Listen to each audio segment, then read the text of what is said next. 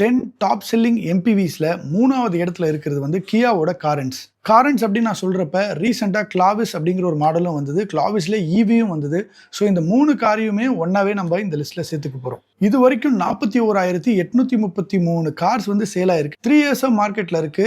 ஆனா last May month தான் Clavis அப்படிங்கிற மாடலை லான்ச் பண்ணாங்க. அதுக்கப்புறமா ஜூலை மாதம் கிளாவிஸ் ஈவி அப்படிங்கிற மாடலையும் லான்ச் பண்ணியிருக்காங்க கியா.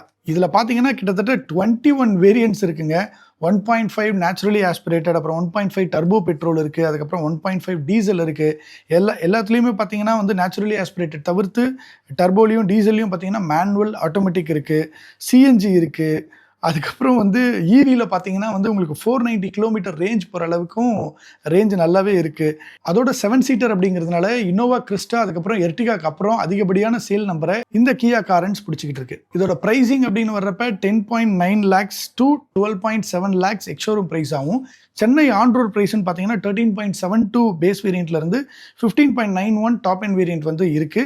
டிபெண்ட்ஸ் ஆன் த வேரியண்ட்டோ டிபெண்ட்ஸ் ஆன் த ஃபீச்சரை பொறுத்து இந்த ப்ரைஸிங் எல்லாமே மாறும். நீங்கள் ஷோரூமில் போய் செக் பண்ணிக்கலாம்.